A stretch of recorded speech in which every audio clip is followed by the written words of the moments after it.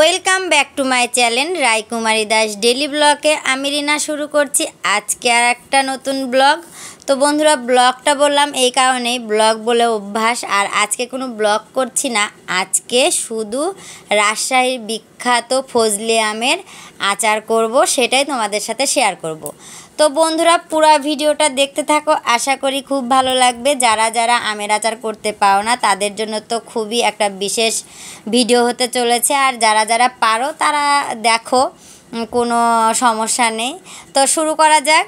প্রথমে কড়াই দিয়ে দিলাম গ্যাসের উপর, দিয়ে এই যে শুকনা মরিচটা একদম কালো কালো করে ভেজে নিলাম, নিয়ে পাটার উপর দিয়ে দিলাম। তারপর এখন দিয়ে দিব ওর পুরি পাঁচফোড়ন আর মোহরির পরিমাণটা একটু বেশি, আর মেথির পরিমাণটা একটু বেশি, আর সব রকমেরই মশলা দিয়ে এখন আমি দেখো ভাজা করে নেব। আর এই যে আমটাই দেখতে পাচ্ছ, 3 দিন আগে আমটা কেটে দিয়েছিলাম, যাই হোক 2 দিন একটু রোদ পেয়েছে। হলুদ, লবণ আর ঝালের গুঁড়া দিয়ে এটাকে মাখিয়ে 2 দিন রোদে দিয়েছিলাম। আজকে সন্ধ্যের সময় বৃষ্টি হচ্ছে বাইরে, তো মনে করলাম আমের আচারটা করেই ফেলি। তো সেটা তোমাদের সাথে একটু শেয়ার করি, যেহেতু রাজশাহীর বিখ্যাত আম আর বিখ্যাত আমের আচার।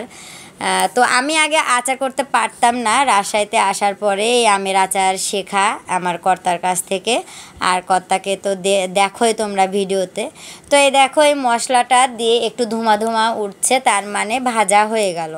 এখন আমি একসাথে এই দেখো শিলপাটার উপর ঢেলে নিচ্ছি, আর একটু ঠান্ডা হলে এটাকে আমি বেটে নেব। আর আচারের মেন মশলাই হচ্ছে পাঁচফোড়ন, মোহরি, শুকনা মরিচ। তো আমি অত আচার করার বিখ্যাত না, তবে করতে করতে প্রায় শিখেই গেছি 2-3 রকমের আচার। তো দেখো, এই যে কড়াইয়ে দিয়ে দিলাম সর্ষের তেল, বাটিতে ঢালা ছিল, এই তেলটা দিয়ে দিলাম। আর একটু তেলটা গরম হয়ে আসলেই ওই তেলেই দিয়ে দিব এই যে ভাজা পাঁচফোড়ন।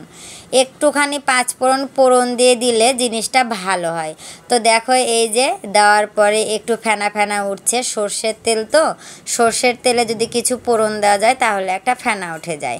তো দেখো, এখন আমার ফোড়নটা ভালো হয়ে গেল, একে একে আমগুলা তেল আমি ছেড়ে দিচ্ছি।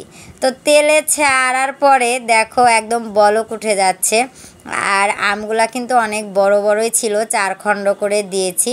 আর আমটাকে বেশি একদম করব না, ন্যাথা করব না, একটু শক্ত শক্তই রাখবো। আর একটু শক্ত শক্ত রাখলে কি হয়, জিনিসটা একটা একটা করে ধরে ধরে খেতে ভালো লাগে। তো দেখো কত সুন্দর একটা কালার এসেছে, আশা করি খেতেও বেশ ভালোই লাগবে। আর এই যে মশলাটা একটু ঠান্ডাও হয়ে গেল, এখন আমি দেখো শিলপাটা দিয়ে বেটে নিচ্ছি। অনেকে মিক্সিতে করে, তবে আমি তো শিলপাটাতেই বেশি বাটা ঘষা করি। আর শিলপাটাতে বাটা ঘষার একটা স্বাদ, ফ্লেভার সবই আলাদা। তো দেখো, ভাজাটা কিন্তু পারফেক্ট হতে হবে, কাঁচা কাঁচা হলে কিন্তু বাটতে নিলে একদম ছ্যাঁকড়া ছ্যাঁকড়া হবে, বাটতেও ভালো লাগবে না। আর ভাজাটা যদি পারফেক্ট হয় তাহলে বাটতে খুবই সুবিধা হয়। এদিকে দেখো, আমটা আমার একটু ভাজা ভাজা হয়ে গেল তেল দিয়ে। তারপরে আমি আমার পরিমাণ মতো চিনি দিয়ে দিচ্ছি। প্রায় 5 কেজির মতো আম ছিল, সেখানে বাচ্চার দিয়ে ধরো 4 কেজি। আর 4 কেজি আমেতে আমি প্রায় 1 কেজির উপরে চিনি দিচ্ছি। যেহেতু এটা ফজলি আম, সেহেতু একটু মিষ্টি থাকারই কথা, বেশি টক হবে না, তার জন্যই দিচ্ছি। পরে যদি টেস্ট করার পরে যদি মিষ্টি লাগে তাহলে দিব, আর যদি না লাগে তাহলে আর দিব না। তো দেখো, চিনিটা দিয়ে নাড়াচাড়া করছি, আর চিনিটা দেওয়ার পরপরই একটা জল জল ভাব উঠে আসছে, কারণ চিনি তো গলে যায়, আর গলে যাওয়ার পরে একটা জল উঠে আসে। আর এদিকে দেখো আমার মশলাটাও বাটা হয়ে গেল, অনেক সুন্দর গন্ধ বের হয়েছে, যে হয়তো তোমরা পাবে না, আমি পাচ্ছি, অনেক সুন্দর একটা গন্ধ বের হয়েছে। আর বাটাটাও কমপ্লিট হয়ে গেছে। আর রায়মণি শুরু থেকেই শুরু করেছে টেস্ট করা, শেষ পর্যন্ত টেস্ট করবে রায়মণি। তো এই যে দেখো কি পরিমাণ চিনি গলে একদম ফেনা উঠে যাচ্ছে, মনে হচ্ছে যে সাবানের ফেনার মতো ফেনা উঠে যাচ্ছে। এই সম্পূর্ণ জলটা শুকাবে, তারপরে আমটা গলে যাবে আর একটা লাল ভাব আসবে, তখনই আমের আচারটা হয়ে যাবে। আমি কিন্তু সুন্দরভাবে আমি যতটুক পারি বুঝিয়ে বলছি, এখন তোমরা স্কিপ না করে দেখো, তাহলে আমের আচারটা খুব সহজে করতে পারবে। তো দেখো এই যে আমের আচারটা সিদ্ধ হচ্ছে, কিন্তু এই চিনির জলে আমটা সিদ্ধ হচ্ছে। আর আমটা এই জলে সিদ্ধ হয়ে দেখো কত সুন্দর একটা কালার চলে আসলো। আমের আচার বানানো কিন্তু একদমই সহজ অন্য অন্য আচারের চেয়ে, কারণ আমের আচারে কোনো ভেজাল নেই, একটু চিনি কি গুড় হলেই কিন্তু আচারটা সুন্দর হয়ে যায়। তো এই দেখো আমের আচারটা কিন্তু আমার প্রায় কমপ্লিটের দিক। আমি এখন আর একটু পরে গ্যাসটা অফ করে দিব, দিয়ে মশলাটা ছড়িয়ে দিব। তো এই যে শেষ ধুমা উঠে গেল নিচ থেকে একটা। এখন আমি এই যে আমার হাতের বাটা মশলাটা উপর দিয়ে ছড়িয়ে দিচ্ছি। আর এই মশলাটার পরিমাণও কিন্তু তোমাদের জানতে হবে।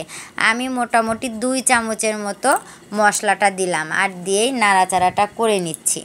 আর যখন আখাতে জাল জ্বলবে তখন কিন্তু দেওয়া যাবে না, তখন কিন্তু দিলে ফ্লেভারটা আসবে না। গ্যাসটা অফ করে দিতে হবে। আর যারা চুলাতে রান্না করো তারা চুলার থেকে নামিয়ে তারপরে মশলাটা দিবে। আর মশলাটা দেওয়ার পরে আমি একটু থালে তুলে নিচ্ছি টেস্ট করার জন্য। তো অনেক সুন্দরই হয়েছে দেখতে, যেহেতু আগে সুন্দর তারপরে তার গুণ বিচারই হবে। তো আমি থালে তুলে নিচ্ছি, নিয়ে একটু টেস্ট করব জন্যে সৌরভকে ডাকছি যে চলো একটু টেস্ট করে নিই। তো এই দেখো আমার আমের আচার কমপ্লিট। বন্ধুরা এভাবে খাইয়ে দেখো, অনেক ভালো লাগবে। তারপরে ঘরের মধ্যে আসলাম, এসেই দেখো আমরা দুজন টেস্ট করতে বসে পড়লাম। তো সৌরভের রিয়াকশান বুঝতেই পারছো। আর এই যে আমি খাচ্ছি, আর খেয়ে ভালোই লাগছে, খুবই ভালো লাগছে। তো বন্ধুরা তোমাদের খাওয়াতে পারবো কি না জানি না, তবে তোমরা যদি আসো আমার বাসাতে অবশ্যই খেতে পারবে। রাজশাহী তালাইমারি, আর রাজশাহীর বিখ্যাত আমের আচার, আর সবাই খেতে ভালোবাসে, আর সবারই এটা ভালো লাগার জিনিস। ভালো লাগলে অবশ্যই লাইক কমেন্ট শেয়ার করে পাশে থেকো। Tata, bye bye.